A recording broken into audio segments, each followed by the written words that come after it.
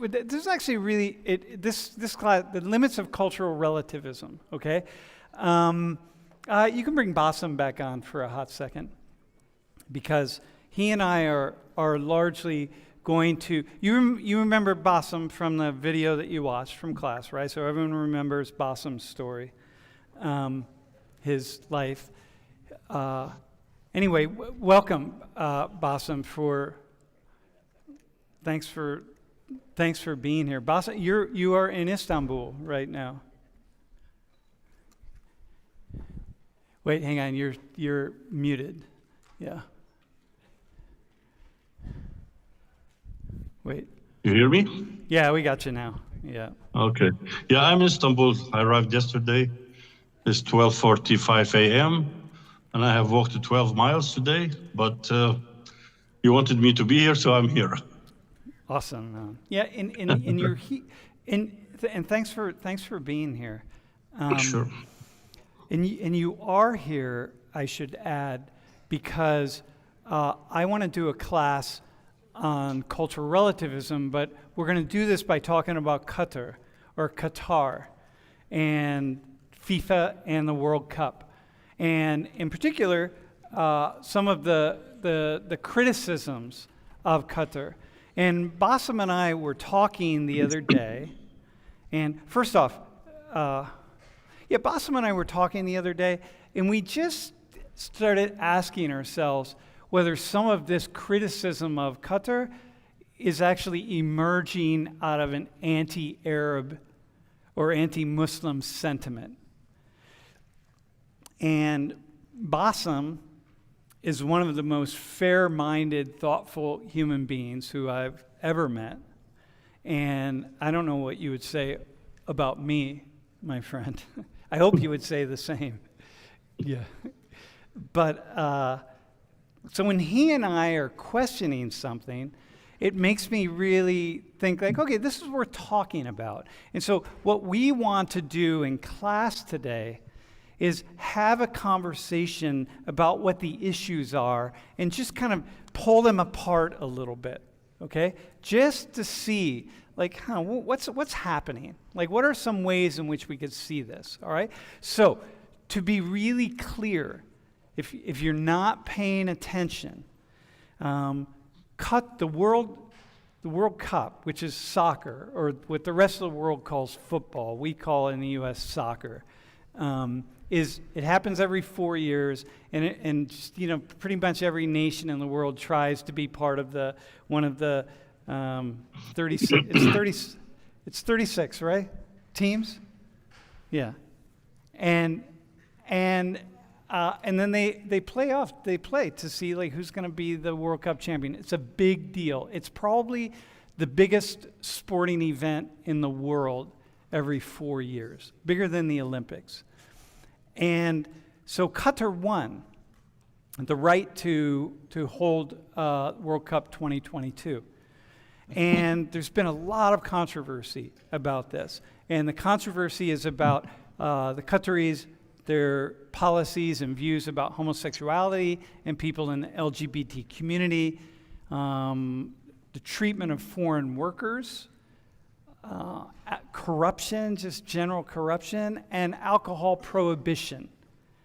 And Bassem and I were just talking and thinking like, we should really just have this out a little bit, just have a bit of a conversation about it.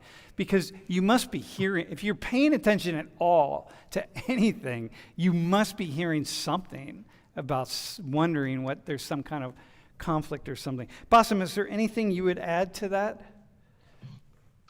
Well, Qatar worked really hard to get this football tournament in Qatar. They have invested trillions in infrastructure for Qatar, building new stadiums, new hotels, new roads. So for them, and it's the first time for a football competition to be held in an Arabic Muslim country. So from their point of view, they do not want all their investment, all their hard work, and the fight they had to put to bring the tournament into Qatar. They don't want this go in vain and have some problems in Qatar during the matches. So from their point of view, first, they are an Arabic country. Second, a Muslim country. Third, the first time the football matches are bringing to an Arabic country. They want this to be a success. And it's understandable. Mm-hmm. And they're getting a lot of pushback. So I'm going to say a few things, Boss. I'm going to show some photos. You went through the slideshow, right? So you see where I'm going here. Okay. Yeah. And you all, can we introduce you? By the way, these are 3 students who are going to participate today. We'll start with you, man. Hey guys, my name is Xingli, but you guys can call me Martin. I'm from China, but I came here since 8th grade, and I'm a 3rd year in Penn State. Mm-hmm. I'm Morgan. I am a 3rd year, and I'm from Eastern Pennsylvania, and I'm a chemistry major at Penn State. Hi, my name is Ahmed. I'm from Kuwait, and I'm a first year. I'm a first year majoring in cybersecurity. Awesome, man. And Kuwait's not in the World Cup this year, are they? No. Just checking. Has Kuwait ever been in the World Cup? They have, right? I don't really. Yeah, I think a few years back, I think Kuwait sent a team, man. China's not in it this year, are they? I don't follow they sports. suck. Yeah, okay. All right. All right, well, so listen, I want to just give you a little bit of background on me. I don't spend much time, I don't think really talking about myself very much, but I want to give you a little bit of background so you have an understanding of why this matters to me or why I'm thinking about it. So I have spent, for the past 13 years, I've spent a lot of time thinking about the Middle East and traveling to the Middle East, and spent a fair amount of time in the Middle East. And here's just a shot. I mean, this is Bassem and I in Iraq a few years back on the Tigris River, and I thought that it's a really cool shot. That's such an I use that shot because the Tigris, it's such an important river. But I'm just going to run through some photos really fast and just give you a sense of what my background is. What I want you to do is have this sense that as I'm talking about these things, and what I want you to that I don't have answers. Really, when I come into this class and we pick out some really hot topic or whatever the topic is, like I don't have answers, and I usually pick the topics out because I don't know. And so like today's, Bassem and I were talking, and I kept saying, we talked a couple weeks ago, and I just said, wow, I don't know. And then I would ping him back a couple days later and say, well, what about this? And he sent me something, and like I'm really confused, and I don't know what to think, and I don't know what to think about Qatar, and I don't know what to think about the criticism of Qatar. And so therefore, when I do a class like this, it's my opportunity to just speak about what I see and what I think, and then hear from other people. In this case, we get to hear from Bassem, and we'll have you ask some questions, the 3 of you, and then maybe I'll walk away with some thoughts, maybe with some more clarity that I don't have now. But that's how I come to these things. So like I don't come with an agenda or an idea or specific thoughts. But in any case, this is my friend Rafi. Rafi is from Afghanistan, and he and I. The reason I put this up here is because this was a shot on the first night that he and I met. We were in Dubai, and he and I had a project together with NATO. And Rafi is now living in Belgium because the Taliban pushed him out of Afghanistan. They were going to kill him if he didn't leave Afghanistan, but we were able to get him out. And Bassem and I saw Rafi. Well, Bassem you didn't see Rafi this summer, but I did. And he was in danger because of his work with us, and he's alive because of his work with us, that we were able to get him out. Anyway, this is our team in Dubai. We met for our first meeting there. later after this meeting with Rafi. And this guy here is the president of the Independent Bar Association. That's Rafi there, and he's another lawyer from Afghanistan. And we all met in Dubai because it's the place where they can go. So like learning about the UAE, United Arab Emirates, and spending time there. This is a mall at the base of the Burj Khalifa. And when you go to the Gulf countries, you go to a mall. I mean, when I was going, the first thing I said when I was going to Dubai, like, I don't want to climb up the Burj, I want to go to the mall. Because it's like, you just can't even imagine what is, this guy knows, right? The malls that you just can't even imagine, right? Not to shop, just to see the spectacle, right? This is a former student of mine from Kuwait. And so this is, we were in Kuwait with her. She invited us over to give a bunch of talks, and so that's a shot in Kuwait. This is a member of the ministry of Kuwait, and he was actually in charge of he was the education minister of Kuwait, and we were going to have a project with him. That's in his office with Lori and I. It's a little bit shadowed, but this is in Qatar. And this is our team. We had a project working throughout the Middle East, and this is a team from all over, but mostly from Gaza and the Palestinian territories. And we're outside the Four Seasons Hotel. And what we're looking at, actually, that's me when I was in a tie. You won't see me in a tie very often, but that's what we're actually looking at from our perspective. I mean, this is the Four Seasons Hotel, y'all, right? It's like I don't know. You can't even. You can't take it in, right? They're Rolls Royces there. Those cars right there aren't, but usually there are. This is me with the Ministry of Education in Pakistan at a conference. This guy is the Minister of Education in Pakistan, and we were going to do a project together, and started a project together. And this is the Minister of Higher Education, and so we were working on this project. This is me with Sheikha Mosa in Qatar. So she's the wife of the emir, but she was actually more powerful than the emir. I had a project with her, and so like nobody gets to meet the sheikha, man. Like, you know what I mean? Like, so I have a funny story about that, but I'm not going to tell it. And here's a team of Palestinian students from all over that we had a project. This is Lori, and I'm giving you this because I want you to just feel where I'm coming from on this. Like, this is a team of Qataris, women that we were working with on a project, and so this is Lori just having like brainstorming sessions for the project, right?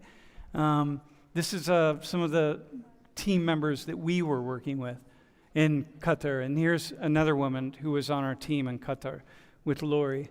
And these are friends. And we were at their house, stayed at their house in Qatar. And this is the view from two different hotels, man. This is like, Qatar is it's almost like, it's an amazing, you just can't, it's hard to put it into words, right? But, this is my view outside. The one was the Ritz and the other is the Four Seasons, I think, right? And the Qataris, like all in the Middle East, when we were in Iraq, we were there at Christmas time, we were in Dubai at Christmas time, and I was in Qatar in like 3 or 4 different Christmas times. There's always Christmas trees. The Qataris are like, we don't do that here. Like, we don't accommodate for people in other religions, but everywhere you go, there's Christmas trees. At this hotel where we stayed at with Bassem, where Bassem had us stay, we walk into the hotel and there's a Santa Claus that sings to you as you walk in. It's motion censored, right? It sings, Bassem, I don't remember what it was singing, but I think it was like Jingle Bells or something. But this is, when you talk about right now at the World Cup, if you're paying attention, people talk about being at the souk. This is the souk. This is the market. And it's not, it looks like an old market, but it's actually not, because the Qataris tore down the old market and they rebuilt it to look like an old market. But anyway, this is Lori and I just kind of walking around. But everywhere you go, Christmas, people are accommodating, right? We went and I met, this is Nadal and this is Federer. And Federer, we were sitting right next to, if you're a tennis fan, like, so. Funny story, I'll tell this, that Federer actually the ball came over right in front of us. And when he came to get the ball, he looked up and we were there. And we had met him the night before at dinner. And so it was like, whoa, really intense, right in the middle of his match to say hi to him. But anyway, this is us at Al Jazeera, right? And this is me to say, like, you know, here's, you know, Lori in a bathing suit, right? Like, it's just like, this is Qatar, right? So we have this idea that, you know, it's so conservative, and it's just in a bathing suit, you know what I mean? It's okay, right? And here we are, me smoking the hookah, and Lori drinking beer, right? So it's like, yeah, there is alcohol, you know what I mean? Like, people are drinking alcohol, right? I mean, you can just drink it everywhere, but of course there's alcohol. My God, there's alcohol. Anywhere you have money, you have alcohol. That's the nature of it. And you have hookahs in the Middle East, so that's the nature of it. Smoking the hookah. And here's some shots from Iraq, right? This is a friend of Basim's. We're having a conversation in a mall, a really nice mall. He's my friend too. He's Lori's friend. He's all of our friends now. But this is Basim's mother and his sister-in-law. And if you remember Basim's story, that his house was bombed, his brother's house was bombed also. And his brother lost his life. And that's his brother's wife. And so Lori and I went to meet Basim's mother because of course we did. And she cooked for us. And it was the most amazing meal I've ever had in my life. Just really lovely, right? And this is Lori in Iraq on live television before we gave a talk. And this is a market in Iraq. This is like the markets in the souk in Qatar. So when you think about Qatar, right? So as we're talking about, when you think about the Middle East, like this is, you just go up and down. And the sweets, man, you just can't even imagine the amazing sweets, you know. And, you know, here we are in another mall in Iraq. I mean, just this amazing spot. This Lori and Basim walking. I just took a shot. And this is Basim and I getting ready for Social 119 from his house, from his apartment in Iraq. So we were there and we had class, and so he and I did a class together sitting on his sofa, which was pretty awesome. Okay? So that's a little bit about, to tell you that I have a lot of experience in the Middle East, okay? I have a lot of friends in the Middle East. I have a lot of friends in average people, and I have friends in really high places, okay? So, and I met people in really high places, right? Like the Queen of Qatar. Like, you know, please. That's like, so I have a window into this, and I want to figure out what's going on, right? So we're going to start with Basim. Let's start with there's a lot of criticism of the Qataris right now because homosexuality is illegal, okay? And it's illegal, and it can be punishable by death, even though it's not punishable. Even though, let's just stick with it's illegal, all right? And so the question is, in the Middle East, and Basim, I want you to hang on. Maybe can we start? So when you think like, okay, here are these countries, including his country, by the way, where homosexuality is illegal and serious punishments, right? Including it could be death in some countries, but mostly not. Like, I'm going to ask you, Morgan, we're going to start with you, right? What's your first thought on that? Like, where's your mind go? So I'm bisexual, and I have a lot of like family and friends, obviously, who are gay. I don't really even know, because I've been in a safe place where I don't have to imagine like dying because of who I am. Or let's just say thrown in jail. Thrown in jail. It's almost unreal to me. I don't really I know that it's real and it's obviously a problem, and it always disturbs me that it exists, but also it's sometimes people, it's like their religion, and I don't think that that's necessarily like a good thing, but I don't really know how I don't want it to be a law, essentially, that you can't be gay. But I'm not gonna go around and be like, oh my gosh, your religion sucks because you think that gay people are bad. But I don't think you should punish people for something that is against your religion. Okay, sort of. and so for here, no, in Christianity, by the way, Yeah. I mean, many Christians have opened up and shifted how they think about it, but there's a large swath of the Christian population here in the United States that would Absolutely. the same thing, Yeah. right? It should be punished. People should be punished. Oh, You yeah, should I be see videos punished. of that all the time, like, Yeah. oh, we should kill them all. Yeah, Yeah. yeah. Yeah. So it's kind of, but yet that's it's a pretty small slice, Yeah. actually, Yeah. at this stage of the game. Yeah. Uh-huh. Do you, Ahmad, how do you think about that? How do people think about that in Kuwait? Like, how do average Kuwaitis think about it? Like, meaning that, when you think about homosexuality is illegal, right? So, okay, what's that mean? Not like your opinion, but do people talk about the fact that, oh yeah, it's illegal? Is it like is it a thing? Is it swept under the rug? Is it a topic of dinner table conversation? It's like where and how is it talked about?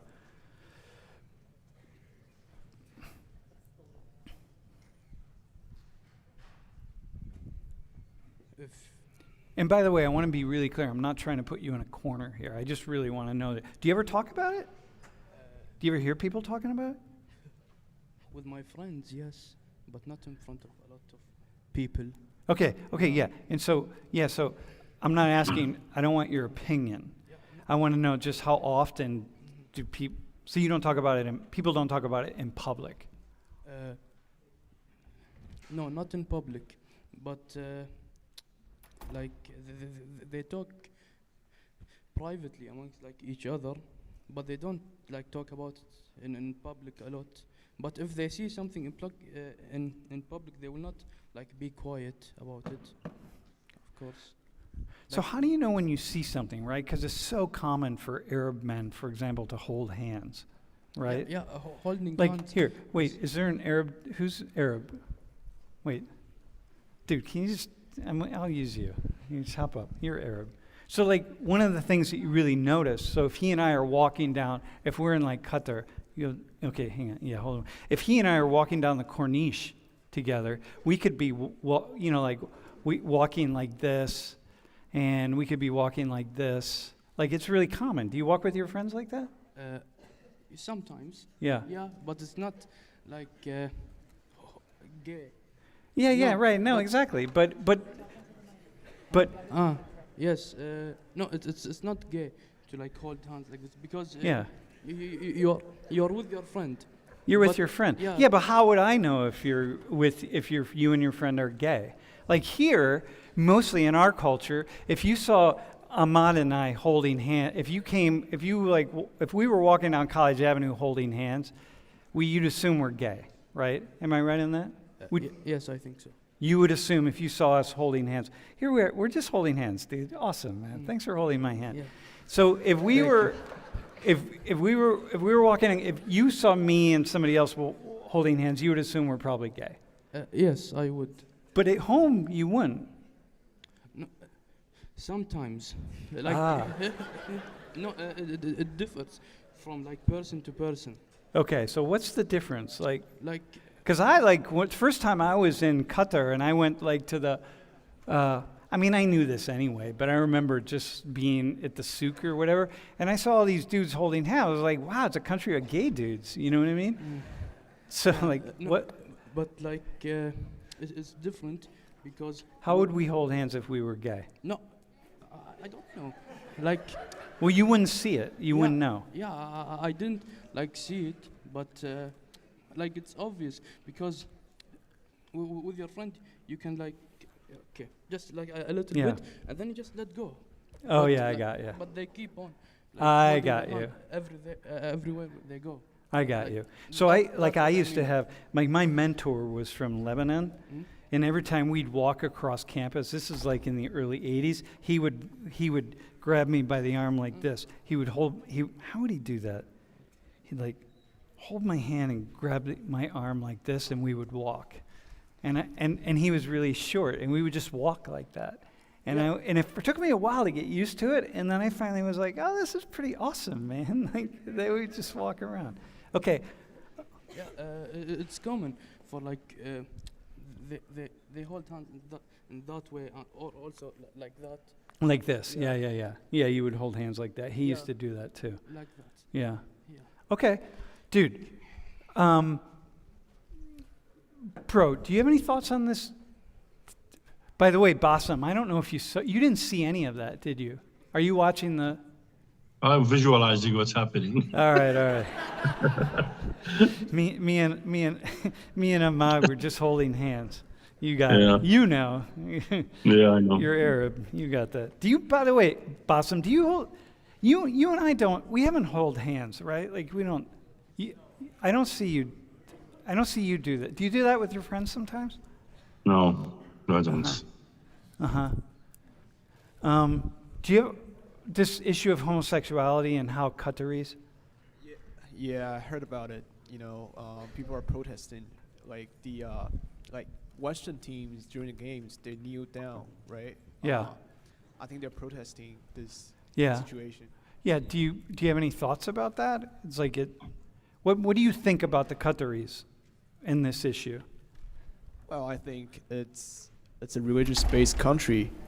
They have their own laws, and then it just I would say impolite to, it's like you're in somebody else's house, giving out your opinion, not respecting their way. Okay, so if you're in somebody else's house, you should just kind of follow their customs. Yeah, I think it's like, they have their rules, you're in their place. Maybe, respect their tradition or laws, local laws. Yeah. Okay, I got you. That's why I always eat with chopsticks in Korea, by the way. Hey, let me, Bassam, I'm gonna show that one photo from Mosul. Okay. So. And then Bassam, I want to hear a couple thoughts on you as an Iraqi. So this building in Mosul, this is where, when ISIS took over Mosul, and this is where, I think this is the building, Bassam. You saw that slide where ISIS would, if they caught people who were gay, they would throw them off the top of this building to kill them. And what is interesting, not interesting, but there were really. There were no real prohibitions on. It's hard to really assess the prohibitions on homosexuality in many places in the world, but the British introduced anti-lesbian, gay, bisexual penal codes in all their colonies. And so, in fact, more than half of the 70 countries in the world where it's heavily punished were former British colonies. And so, the British really put that out there in a way. And Bassam, given what Martin said, just about somebody else's house, can you give me a sense of this from, an Arab perspective? Wait, hang on. He's muted. Okay, there you go. You hear me? Yeah. Homosexuality is as old as mankind. It's nothing new. In Islam, it's forbidden. And the idea of ISIS throwing people off that building is, in Islam, you throw people off a cliff or on a mountain. And the reason for that is to make the punishment so harsh that the people will try to stay away from being homosexual. Or for whatever it is they're being punished for. Exactly. So from a point of view of a Muslim, it's forbidden in Islam. From a point of view of an Arab, it's not something that they will come out and talk about it. It's there. It's behind the closed doors, but it's there. And everyone knows it's there, right? Everybody knows. Everybody knows it's there, Yeah. but they don't come out. They don't come out. I'll give you an example. You talked about walking, holding hands. We have a habit when you see somebody that you haven't seen in a while. The way that you will greet him is to hug him and give him 2, 3 kisses on the cheek. If I do this in the United States, people will look at me. Because I spent most of my adult life out of Iraq, I do not kiss people when I meet them. So it's a habit. In England, I have never seen 2 English people hug each other as a greeting. In the United States, when I came in 81, it wasn't that common that men will hug and pat each other on the back. But lately, it has become so familiar. So it's an evolution of the culture, but cultures are different. What's right for me might be wrong for you, and vice versa. So I'll give another example. In Iraq, when you call somebody, you call him Abu something, which means father of. Like for me, they call me Abu Yahya.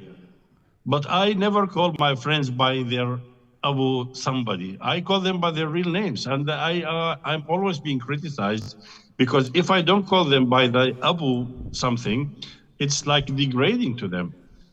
In the United States, if you have a son called John, I would not call you father of John. I would call you Sam. That's a different in cultures, and we have to respect each other's culture. And we have a saying in Arabic. I will say it in Arabic and describe it in English.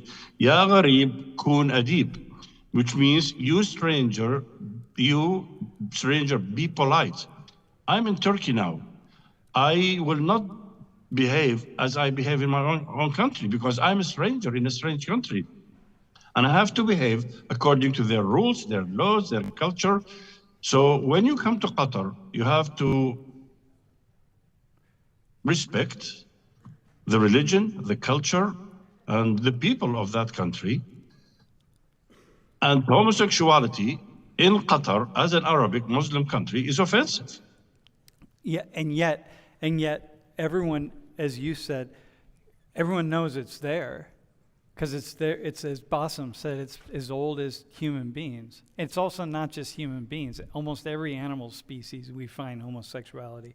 Some version of queerdom, right, or of queerness. We find bisexuality and transsexuality and transgender. I mean, it's all sorts of things, right? We find it in all species. And so it's there. It's just not discussed in a way. You know, Bassem, so here's another thing I want to When do you think, Morgan, let me ask you, when did homosexuality suddenly start to become okay in the United States? Accepted. Do you have any sense of that? Like how, in other words, how far advanced, so progressive are we than the Qataris, let's say, or Kuwaitis?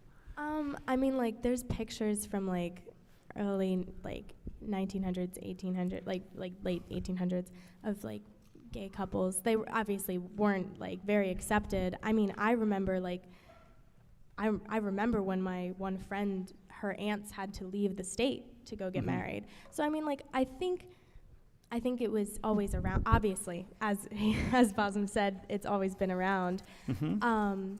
I think it depends on the area, probably how religious each area was. And I mean, there's definitely areas of the country where it's still not accepted, but I think it is now a lot more progressive with homosexuality than a lot of countries. Yeah. Okay, do one of the two of you want to weigh in on that?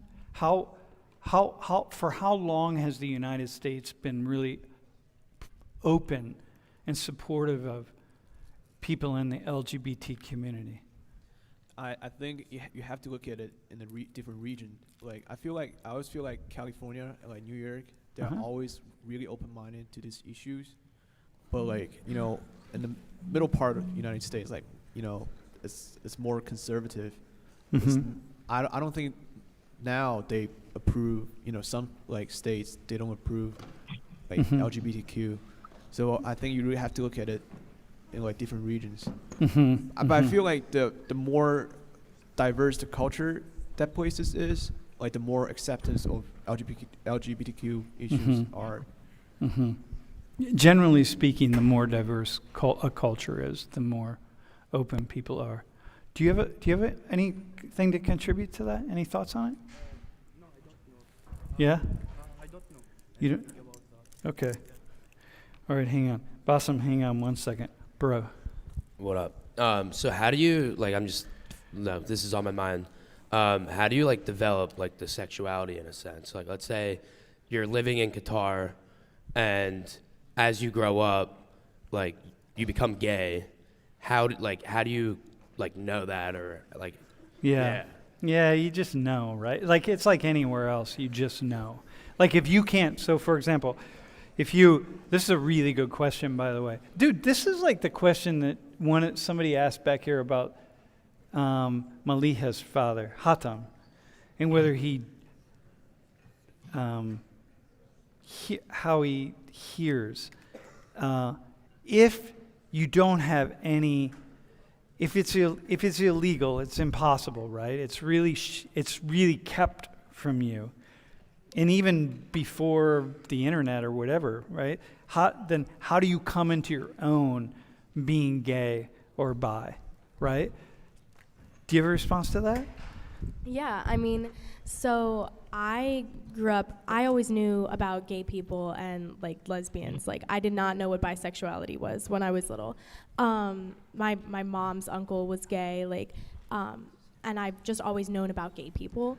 And I had no idea what bisexuality was. And so I just sort of like felt like a weird kid because I thought about kissing girls. And I was like, I know I like boys, so obviously I'm straight. I didn't know that there was anything other than like straight, gay, lesbian. And I was like, well, obviously I'm straight because I like boys. But like I thought about kissing girls and I liked girls too. And I always knew that I liked girls. I just was sort of confused and thought I was weird. So I think a lot of times, like, some people are like, I have friends who were homophobic because they were taught to be homophobic, and they're gay. And so those feelings are always there, no matter how much you suppress them, no matter, like, but sometimes you just sort of feel like a weird person. Know. You're just like, I don't know what's wrong with me, but I have these feelings. So they're there, no matter how suppressed they are. So that's going to be true in Qatar, in Kuwait, in the Emirates, in Oman, in Saudi, everywhere. So here, let me show you. I want to show you a couple things here. So in the United States, so this is one of the things that Bassam and I were talking about the other day. It's like the Europeans and the Americans have this idea that we're like so far out front on this thing, and in here. In 72, sodomy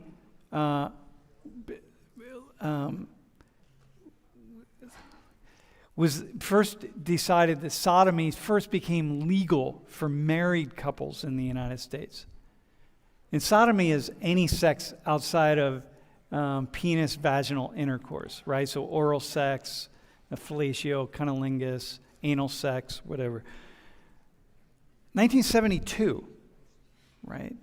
So sodomy was illegal even for married couples. And so then we go to sodomy laws in Pennsylvania were ruled unconstitutional. And sodomy laws are the laws that were used to attack people in the LGBT community. So in 1980, y'all, in Pennsylvania, and in 95, Pennsylvania finally repealed all the remaining sodomy laws. So like we're not that far out front. In 2020, the Supreme Court ruled it unlawful to fire workers who are part of the queer community. Dude, in 2020. In fact, this past summer, the courts took, there was a hidden law in one of the townships here in Pennsylvania that in 2022, they finally took that off the books. So it's like, this is bro. So the idea being that we are not so far out front. So when I hear people protesting the Qataris, I'm thinking, we're not so far ahead of them. And, maybe they just need another, well, in this case, 20 years or so, and they'll be in the same place. Bro. That 2020 ruling, does it mean that you can't fire someone that is gay just because they're gay? Just because they're gay. Or No, just because they're gay. No. Yeah, no, if you're gay, you can't get fired. Yeah. No, dude, just because they're gay. Yeah, that would be awesome. Then everybody would be gay. Hell yeah, man. That's where I want to be. So, Bassam, you and I we had an exchange on this, right? This idea that somehow, this is so often that people step into some new progressive way of thinking about the world, and they pretend or they imagine they've always been there. They haven't always been there. They just got there. And then suddenly they look back and think, oh my God, all those people are so evil, but we're so great. And Bassam, do you have any commentary on that? Wait, hang on. He's muted again. We keep muting you at this end. Go ahead. Okay.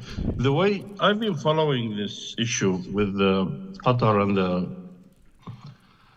and the two main countries that are causing the talk about the homosexuality in Qatar is Germany and France. Mm-hmm. These two countries. I think Qatar won the bid to do the games, I think 8 years ago. Everybody knows that. 12 years ago, everybody knows that drinking is prohibited in Qatar. Everybody knows that homosexuality is forbidden in Qatar. Also, there was a talk about the human rights of the workers. That's the other big issue. And most of the workers who come from the poor countries, and there's slaves everywhere. They are not slaves. They are overworked. True. Their pay is low. True. They live in really inhumane situation. It's true. But everybody knew all of this before they gave Qatar the permission to do the Olympics. So why now? Why talk about it now? This is the question, right? This is the question. Yeah. Here, I want to go back. I want to just look at one thing really fast. By the way, the Human Rights Watch is obviously one of the most notable human rights organizations. And this is the documented cases against people in the LGBT community. So 6 cases of severe beatings and 5 cases of harassment while in police custody. Okay, so this is from 2019 to 2022. And so it's it makes me wonder how much first off, to me, even one case of even bothering someone because they're gay, to me is just come on, man, get a life. Who cares? But in my mind, you're going to get there eventually. You're going to get there. Just like for you all, any of you who feel really strange or you don't really support, you don't understand, you don't support homosexuality, you're going to. And give yourselves just another 10 years. You're going to. The world is going in that direction. So the world is going to take Qatar in that direction. And they will open up. And they will change the way they think about religion, just the way Christians have changed the way they think about Christianity. That's just the nature of how things go. So anyway, Bassam. Wait, hang on one second. Bro. All right, so I have a question. I recently watched FIFA Uncovered on Netflix. I'm not sure if anybody else has. It's a new thing. And they were talking about what happened when Qatar won the vote. Yeah. It was either England, London, or Qatar, right? And they said there was bribery involved. And I just want to know his take on it. do you think that they said because it was an infrastructure issue that like if they won, they would be able to dump trillions of dollars into infrastructure because they knew a bunch of people would be coming there? Yeah, dude. No, it's total. FIFA is all about bribery. Yeah, the whole thing is bribery. Yeah, that's the nature of it. So wherever you go, it's just part of bribery. I think it was particularly bad with FIFA. Yeah. Dude, so Bassem. Hang on one second. Bassem. So here's the second thing that people are talking about with worker so we get, let me summarize the issue regarding the Qatari persecution or laws against homosexuality and persecution of homosexuality. Here's my point. We're not that far out front. It hasn't been very long since we've actually suddenly got the light that like, hey, we should treat people who are gay and lesbian equal to everybody else, and not everybody does here in the United States, and there are many people who are trying to push back on all those issues, including a huge sector of the conservative population in the United States. And two, different cultures have different ways of being in the world. And so like, how do we impose that? Like, we meet in this culture, and what if we hosted the World Cup and people came here and they were protesting the fact that we eat meat, we eat animals in this culture. And they just brought that whole perspective here. It's like, you can't do that. And then how would that be for us to say, like, come in and someone trying to, like, push that on us? Meanwhile, mind you, I would like to change the way the Qataris think about homosexuality, but they're going to have to deal with that, right? Okay, worker exploitation. Bassem. Another issue is how many workers are exploited in Qatar, building all the stadiums and building all the infrastructure, and how many workers have died, how many workers have been injured. And what Bassem just said is, listen, we knew that all along. First off, why aren't we talking about workers in other places, right, that are being exploited? Like, why are we focusing on Qatar?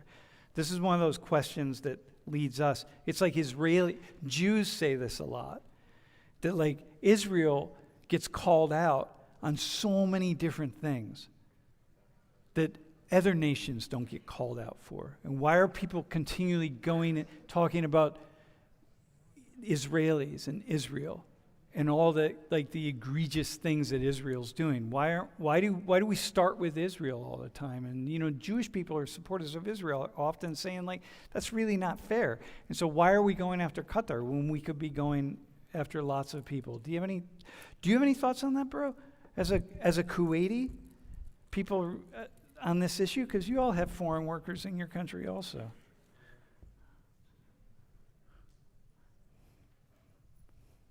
Yes, true, we have a lot, but I don't know of any that died. Like, I don't. I think you can assume that they have, dude.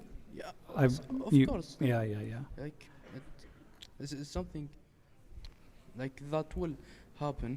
Because It's going to happen. Yeah, because there will be at dangerous heights, and they could slip, or something could something could happen. Yeah. Yeah. How do you think about that as a Kuwaiti? How do you think about this? First off, let me just say this. The International Labor Organization says that in 2020, that 50 workers died. Okay?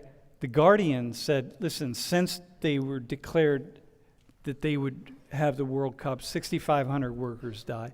The ILO, International Labor Organization, I don't know where they came up with 6,500, but that's the number. The ILO says since 50 workers died in 2020. So if we figure 50 workers died every year, that doesn't reach 6,500. So we throw these numbers around, and we have to be really careful, right? Like, I'm not shilling for Qatar. I don't really care about Qatar, but I care about this attack on which is this attack being inspired by anti-Muslim, including and anti-Arab, including anti-Kuwaiti, anti-Emirati, anti-Saudi, anti-Omani, anti-everything, right? So this is a question that's out there, bro. No, this just came up to me. I was thinking, all this protest during the FIFA, right? And then suddenly I think back when Colin Kaepernick, he kneeled down during the NFL. Everybody was saying, keep the sport, just sport, don't get politics involved. Uh-huh. And then now it's like everybody's involved in politics, in sports, in FIFA, like it just suddenly just came to me. Yeah. So, yeah. Yeah, so we could bring this really close to home. Just do the World Cup. Let them play the football games, soccer games, and just let it happen and be done with it. And I'm not saying that. Like, again, the purpose of this class is to wrestle with these issues. Like, at what point should the Qataris be called out on this? Like, come on, man. Fucking the minimum wage is $275 a month for some of these workers. Like, dude, seriously? Seriously? You know how much money is in Qatar? Like, I show you some photos. I can show you the money in Qatar, man. Pay them. Can you pay them not $500 a month? Like, holy shit. Like, what's going on here? So it's not like you get off scot-free, but we're sending our manufacturing over to China because we know that the Chinese will make sure we get a really cheap iPhone, and that all your iPhones will be less expensive because we'll make sure the Chinese will just make sure that they can produce them with really cheap labor. And we're doing that, and you're doing that, and y'all know that. You know workers are being exploited all over the world, so you can buy cheap shit, including the clothing that you have. Everyone in this classroom is you have clothing in your wardrobe that's made by slaves. There's not a single person in this classroom that does not have articles of clothing that's been made by slaves. That's a guarantee. And so, like, okay, now you know that. What are you going to do? Right? So why do we suddenly go here? Morgan. Obviously, I think that this is a problem with, like, worker exploitation. But like you were just saying, it's a problem everywhere. And you don't, like, you hear about it everywhere, but, like, obviously, like, they're talking about it a lot right now with Qatar. And, like, I was gonna assume that the United States was one of the main two places that were, like, talking bad about it. But Basim said... we are also, but yeah. Yeah, but France, he mentioned France, and I thought I've heard that France is, like, wildly Islamophobic, or have made some, like, laws about, I think there was an issue the about hijab. hijabs. Yeah, but that's not Islamophobic necessarily. Yeah, but Yeah. I had heard some stuff about them. Yeah, I don't yeah. know about Germany, but I mean, like, obviously that could be coming from a place of issues with the Middle East and being, like... Well, it's Yeah. complex, right? There are Yeah. lots of immigrants from Arab countries, from Islamic countries, and I should say Muslim countries. And just the other day, like when Morocco won, when they beat, did they beat Belgium? Was it Belgium they beat? And that the Moroccans were rioting in the streets in Belgium. I'm like, what the fuck, Moroccans? Like, this is the country that brought you in to as either as refugees, as immigrants, or whatever, and this is it? Like, you win a soccer game and you go out and you riot in the streets? Like, come on, man. So it's like there's a lot of tension back and forth, and also a lot of terrorism in Europe by radical Muslims, and so that becomes a problem, right? So that they're also wrestling with. But yeah, I hear you. Basim, do you have anything else to throw to add to this regarding these? Yeah, probably there's tens of thousands of workers. There's no denial. There is some inhumane treatment of workers because there are so many of them. They are under strict timeline. They have to do the stadiums and all the infrastructure before the starting of the game. And there is some harsh treatment to foreign workers. What do you like? That idea that I had that they could pay more. I mean, they have so much money. Just pay more. They have so. They can afford to pay them more. Yeah. In Iraq, people who come from Bangladesh, Nepal, India. The average pay is $300 a month. Like my son, he has one from Bangladesh. He works for him in his company. He pays him $300. He pays him $100 for food, and then he stays at his at the company. So he's sleeping for free. He gets $100 for food and $300 for his work.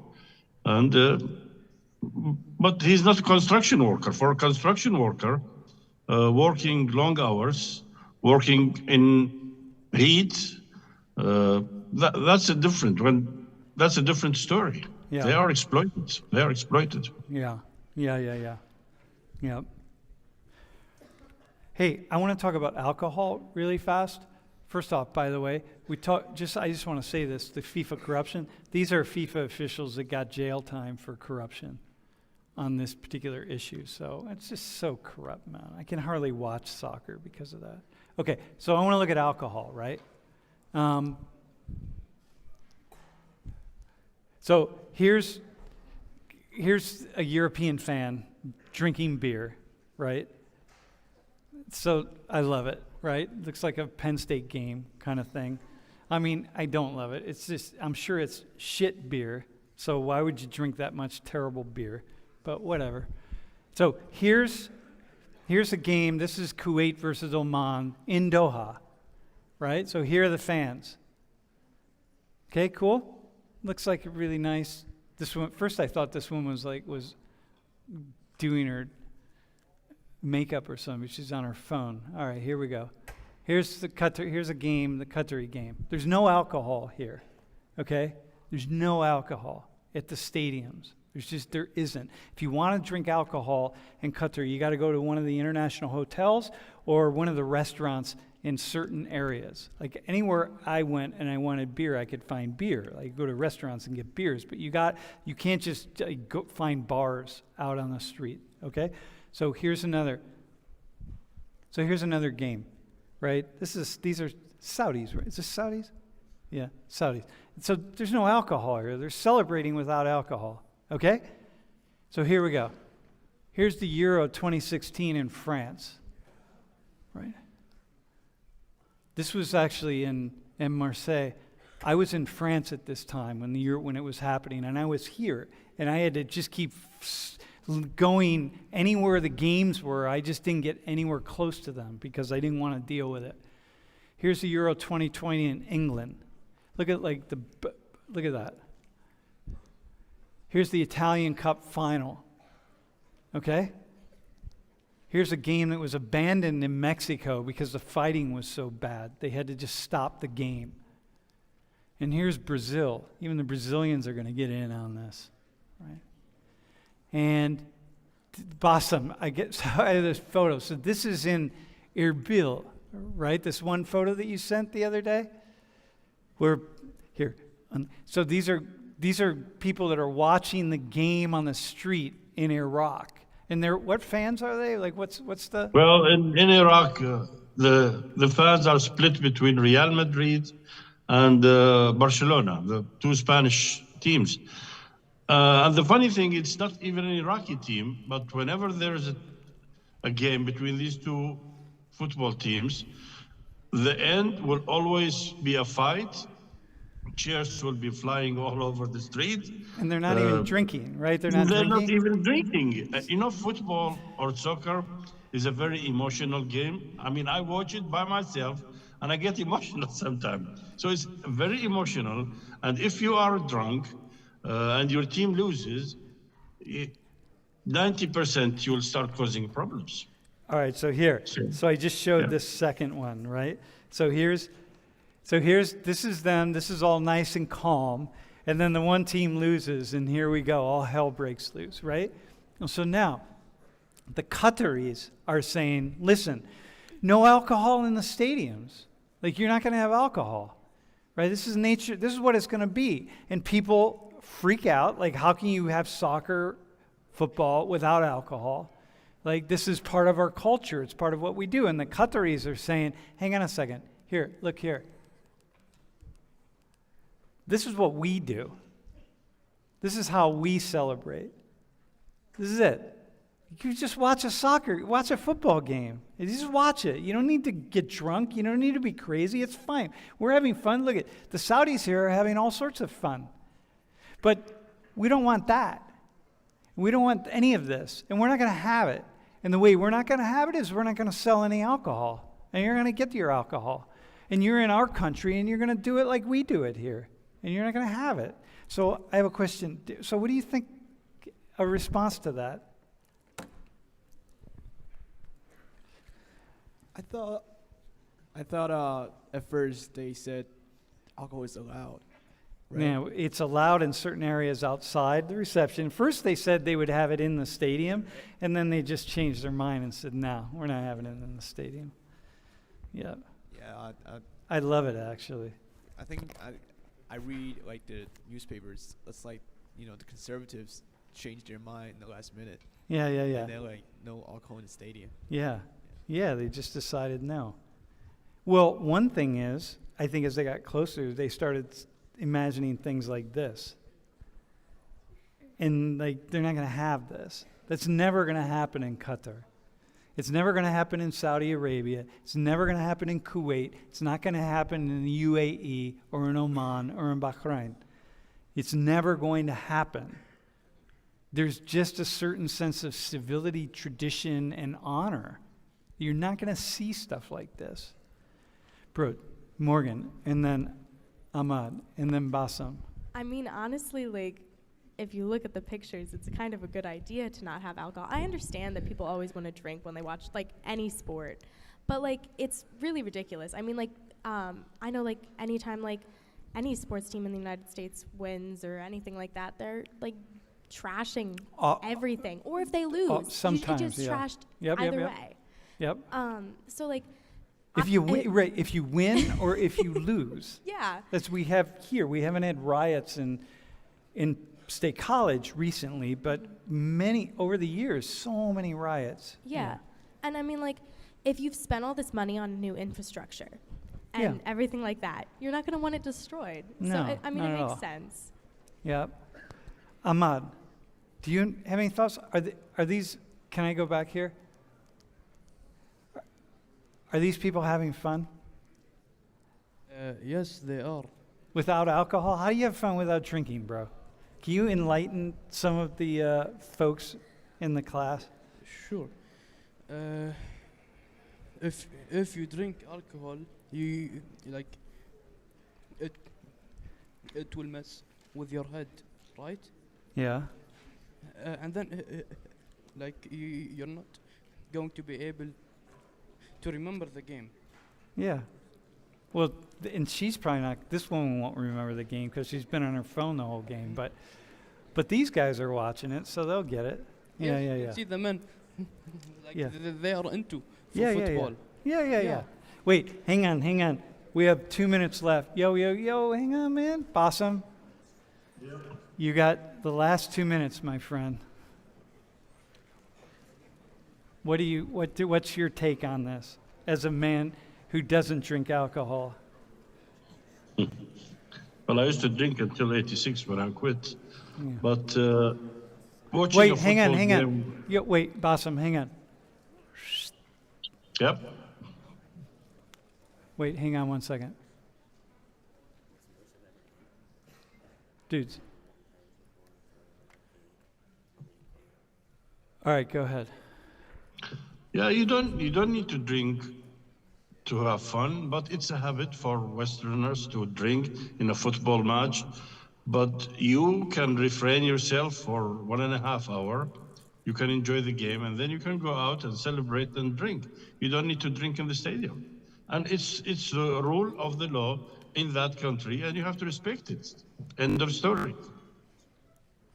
Do you ever see, like, Bassam, do you ever see drunks on the street anywhere? Well, I have seen, we do have some drunk people in the streets, but usually not that much. But we also have people who drink and alcoholics, and Yeah. But but not very many. Not very much. No, no, right? no. I mean, it's just Very, different. very, very limited basis. Very Yeah. limited. And you don't Yeah. see it every day. Probably once every 3-4 months. Yeah. No, it's really fascinating. Mm-hmm. All right. Well, listen, Bassem, enjoy Istanbul. Thank Yeah. you. Yeah. And for you three, thank you for participating. Yo, we'll see you. See you on Thursday.